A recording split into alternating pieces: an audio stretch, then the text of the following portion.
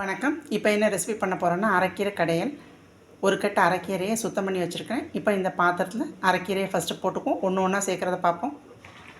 2 பச்சை மிளகாய், 3 பல் பூண்டு, தூள் காயம், உப்பு சேர்த்து 1/4 டம்ளர் தண்ணி ஊற்றி வேக வைக்கலாம். இப்போ கீரை வேகட்டும், வெந்தோடனே காமிக்கிறேன். இங்கே ரைஸ் போயிட்டுருக்கு. இப்போ இந்த தண்டு வச்சு குழம்பு, கீரை தண்டு வச்சு குழம்பு, அது எப்படி பண்ணுறதுங்கிறத ஒன்று ஒன்றா பார்ப்போம். கீரை வெந்துருச்சு. இப்போ ஸ்டவ் ஆஃப் பண்ணிடலாம். ஒரு 10 நிமிஷம் கழித்து கடைவோம்.